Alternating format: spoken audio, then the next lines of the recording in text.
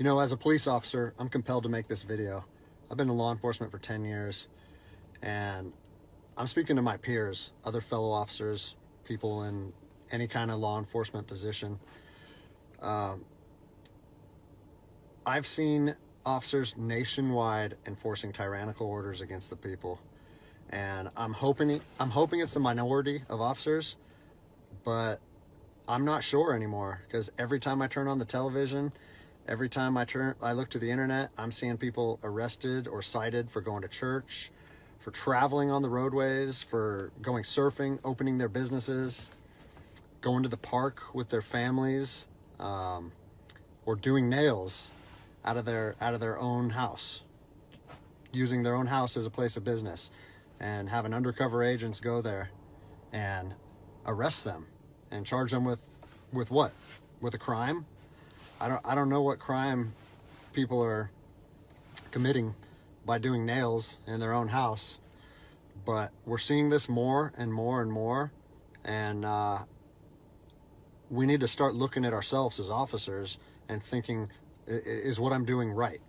Now, I want to remind you that regardless of where you stand on the coronavirus, we don't have the authority to do those things to people just because a mayor or a governor tells you otherwise. I don't care if it's your sergeant or your chief of police. We don't get to violate people's constitutional rights because somebody in our chain of command tells us otherwise. It's not how this country works. Let's read something right here off of the Declaration of Independence. All men are created equal. Among these, we have the right to life, liberty, and the pursuit of happiness. That to secure these rights, governments are instituted among men, deriving their power from the consent of the governed, meaning our power and any government official's power is derived from the people, okay? We don't hold power over our citizens. It's contradictory to everything that our country stands for. And this is what I'm seeing. First Amendment rights, telling people they can't go to church, freedom of religion, okay? Telling people they can't protest, freedom of assembly. Fourth Amendment violations, illegal traffic stops to check for papers. What are you, the Gestapo? Is this 1930s Nazi Germany? You don't get to stop people unless you have reasonable suspicion or probable cause that they have committed a crime. And I know people that have personally been stopped saying, we want to see papers showing that you're essential. David 2, copy a phone call. That is not how our job works, okay? What really has been pissing me off lately is the fact that these officers that are going out here and enforcing these tyrannical orders, what they're doing is they're making my job and my safety, or they're putting my job and my safety at risk. Because what you're doing is you're widening the gap between public trust and law enforcement officers.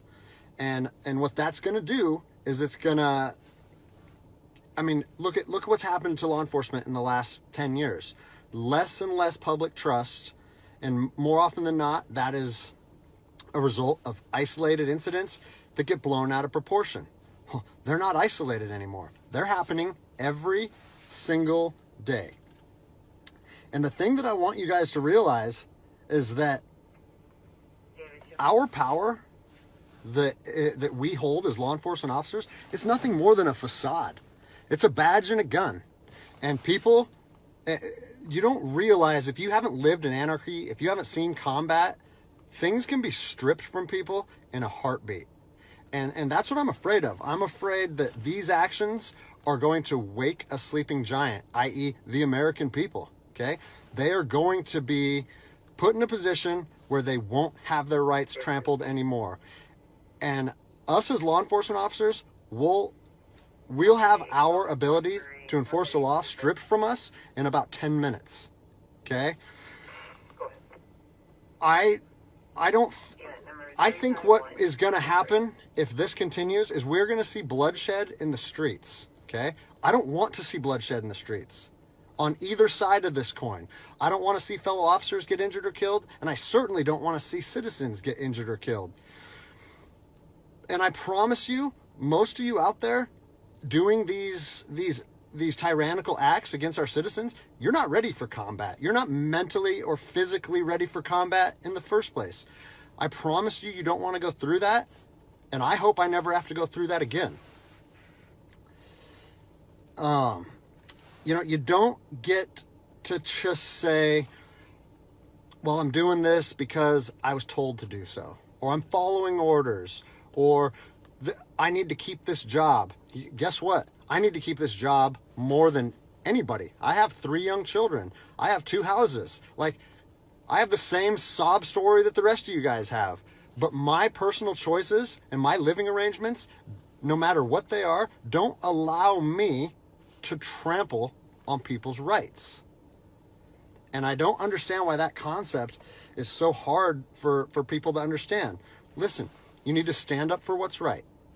You need to, if you're part of a department or an agency that is asking people or asking their officers or their deputies to impose on people's rights and infringe on their freedoms, you need to step up and say, no, that's not me.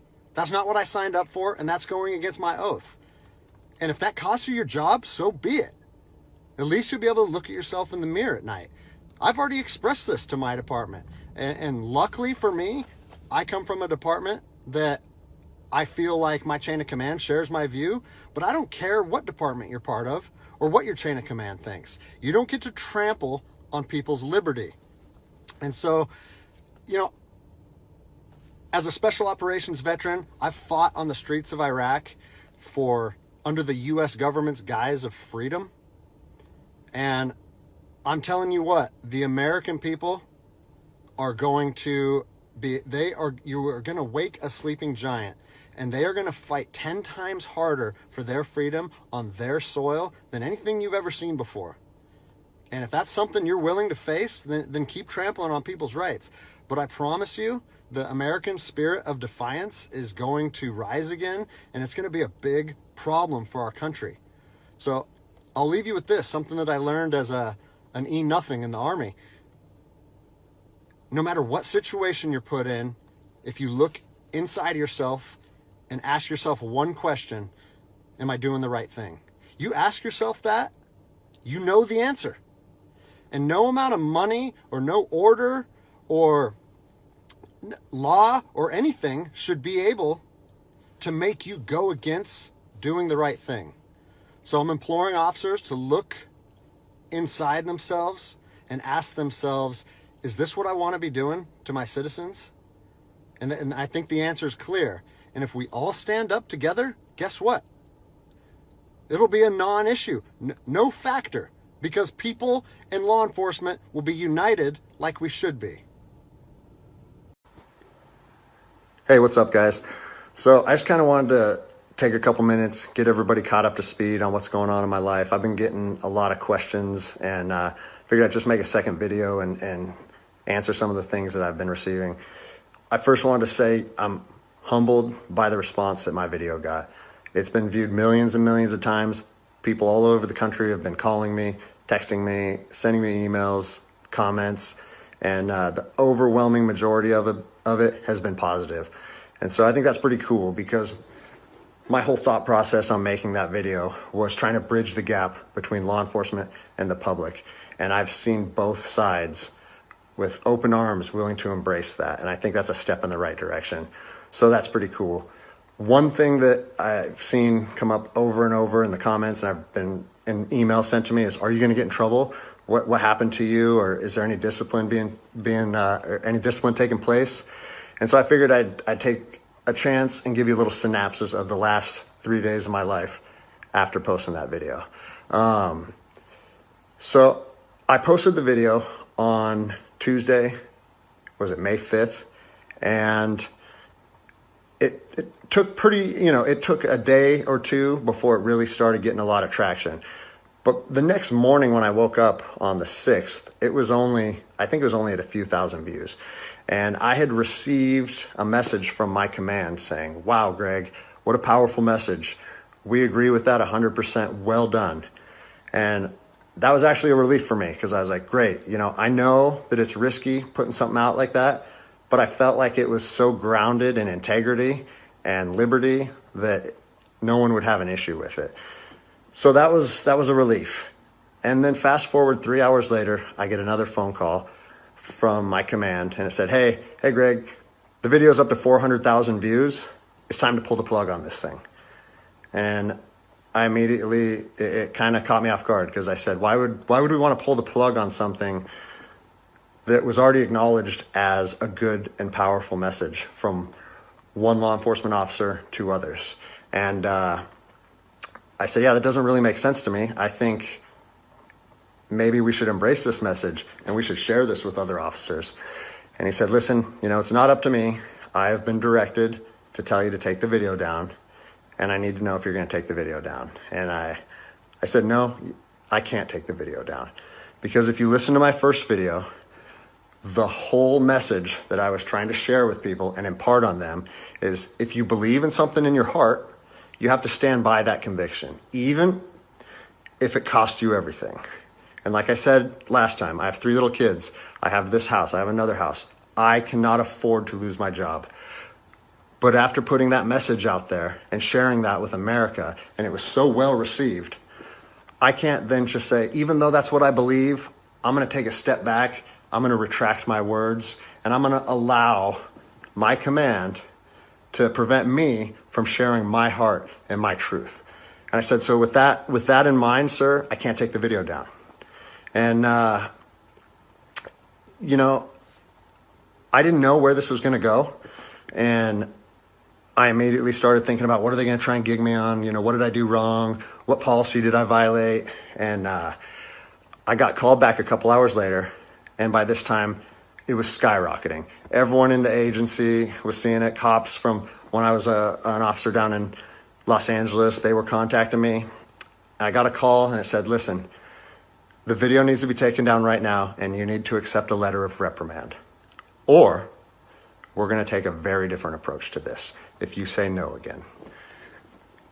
Well, I'd already put myself on that hill and I had to be willing to die on that hill. They said they determined the video was a violation of policy and that if I wouldn't take it down, that allegations would be made against me and so on and so on. And so I told them, no, I'm not going to take it down. You do what you need to do. But the principle of it is rooted in truth, and it was a positive message that was received by millions and millions of people. If you want me to take it down, I have to respectfully refuse. And it was interesting because they kept citing different policies, you know, like, oh, it was the social media policy, or some of your equipment may have been identifiable. And that kind of seemed like a moot point to me. And it was strange because why was the message okay at 5 a.m. and then 3 hours later, there was a problem with it? And so I was later contacted by the chief of police. He's someone that I have great respect for. He's a good man to work for.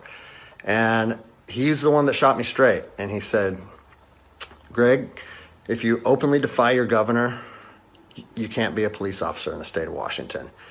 And I told him, I said, you know what? I can respect that. And if I were in your office, I would shake your hand, respectfully disagree, and say, maybe I'm not meant to be a police officer in the state of Washington then. And here's my thoughts on that, okay? You have to do your research. You have to figure out what your true north is, what your truth is, and where you stand on issues. For me personally, I believe that the Constitution supersedes all other documents, all other laws. There's case law supporting that. If you look at Marbury versus Madison, 1803, it says any future laws created that are repugnant, meaning in conflict with the Constitution, are null and void. So when I look at how I feel comfortable enforcing the law, and I see people exercising constitutional rights, it doesn't matter if there's different executive orders, requests from mayors, requests from governors. To me, the Constitution supersedes that, and I'm going to stand with the people. Well, unfortunately, you know, higher up in all agencies, there's a political game being played. And now I am on a administrative leave status pending termination. I was told by both the agency and the union that I was asked to take it down, and I refused. So that's refusing a direct order. It's an insubordination charge, and it will result in me ultimately being let go from the agency. And I said, you know what? If that's what you guys have to do, if that video is so bad that you want to take my career from me and you want to leave my, you know, like potentially take my ability away to provide for my family because of that video, do it. Because I'm going to stand by my convictions, just like I said in my last video. So yeah, it's weird, you know, how fast your life can change in a week. It's something that I never thought would happen. I never thought that I would make a video that would resonate with millions of people. But you know, my head is held high. I'm not intimidated or upset by how this played out. Like I said in my last video, man, I fought in the streets of Ramadi during 04 and 05. I came to terms long ago that my convictions and my beliefs may cost me everything up into my life. And even though it's 15 years later and I'm a police officer in Seattle, Washington, that truth still remains for me. So I don't have an option to back down or feel sorry for myself or give in and say, you know what, I got kids and I think I'm just going to take the letter. No, if they want to do me like this for standing up for liberty, they can do that.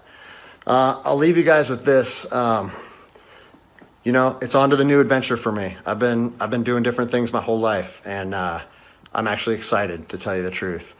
If you know of anyone accepting resumes, hit me up, because I might need it in the near future.